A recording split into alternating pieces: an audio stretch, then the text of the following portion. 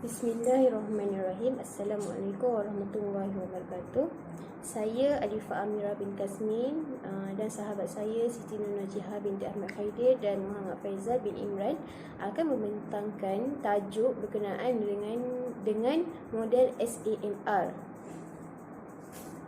Okey, pengenalan untuk SAMR bermaksud model SAMR telah dicipta oleh Dr. Ruben Fuenterola. SAMR merupakan kerangka kerja yang digunakan untuk menunjukkan kesan teknologi terhadap pengajaran dan pembelajaran di dalam bilik darjah. Okey, kemudian maksud S, A, M dan R bermaksud S untuk substitution iaitu penggantian, A, augmentation iaitu penambahan, M, modification iaitu pengubahsuaian dan R, redefinition iaitu pengukuhan. Okey, sekarang definisi dan tujuan SAMR. Okey, definisi merupakan suatu kerangka yang mengilustrasikan atau menggambarkan tentang tingkat kematangan seseorang guru dalam memanfaatkan teknologi dalam pembelajaran. Tujuannya untuk berkongsi bahasa yang sama dalam pada merentas disiplin PDP semasa guru berusaha dalam membantu pelajar menggambarkan konsep yang kompleks. Sekarang kita akan masuk kepada S yang pertama iaitu teknologi substitution, iaitu teknologi baru digunakan untuk kegiatan pembelajaran yang sama dengan ketika teknologi tersebut belum dicipta.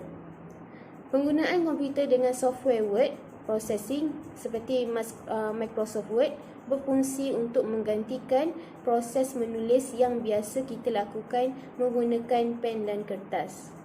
Okay, kiranya sekarang pembelajaran untuk abad ke-21 ni tak semuanya memerlukan menggunakan pen atau kertas. Sekarang menggunakan teknologi iaitu macam PowerPoint, Microsoft Word dan pelbagai lagi.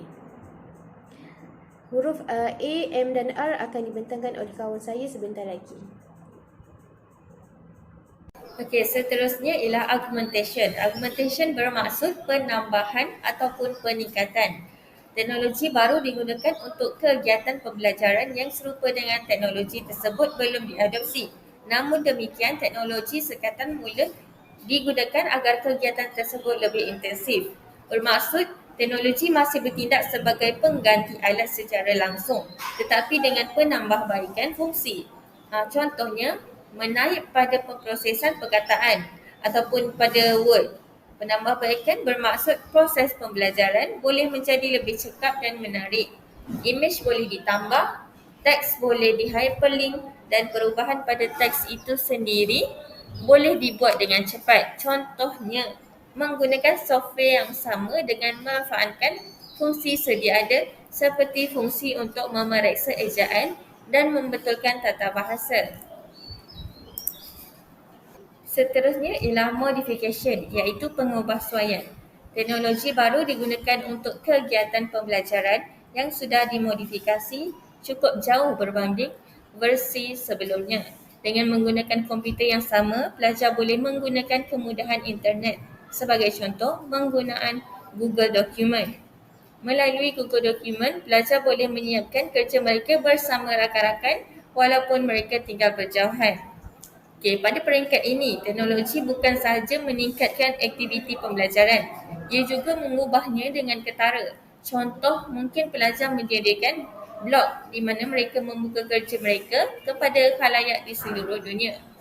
Blog bermakna bahawa pelajar lebih bertanggungjawab terhadap kerja yang mereka bentangkan.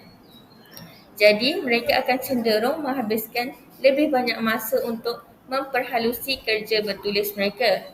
Dengan cara ini, pembelajaran dan literasi pelajar bertambah baik. Okey, seterusnya redefinition iaitu pengubahan semula. Teknologi baru digunakan untuk kegiatan pembelajaran yang tak mungkin boleh diselenggarakan tanpa teknologi baru tersebut. Dengan menggunakan internet dan software yang lebih bagus, pelajar boleh membuat proses menulis menjadi lebih menarik dengan menggunakan aplikasi multimedia. Sebagai contoh, pelajar boleh menghasilkan satu video grafik yang menarik untuk menceritakan hasil penulisan mereka.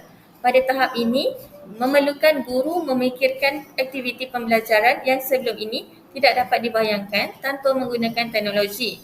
Ini boleh menjadi sebagai contoh sesi Google Hangouts yang berlangsung antara pelajar dari negara yang berbeza untuk membolehkan pelajar bertukar maklumat tentang negara asal mereka dalam masa nyata. Iaitu secara langsung. Begitu juga penggunaan dokumen Google untuk pelajar di bahagian yang berbeza di dunia untuk bekerjasama dalam tugasan yang digongsi bagi memudahkan peluang pembelajaran yang mustahil tanpa teknologi tersebut. Assalamualaikum warahmatullahi wabarakatuh. Selamat sejahtera kepada semua yang mendengar dan selamat berpuasa saya ucapkan. Baiklah, saya akan teruskan dengan subtopik ataupun perbincangan yang seterusnya, iaitu kepentingan model SAMR. Okay, yang pertama yang kita tahu, memberi peluang kepada seseorang pelajar untuk memahami suatu perkara. Kerana apa? Dengan menggunakan model SAMR ni membolehkan pelajar untuk meneroka pelbagai kemudahan, pelbagai teknologi yang terkini dalam mencari maklumat. Okay, itu yang pertama. Yang kedua, membolehkan seseorang tenaga pengajar, iaitu guru ataupun pelajar dalam memanfaatkan penggunaan tools.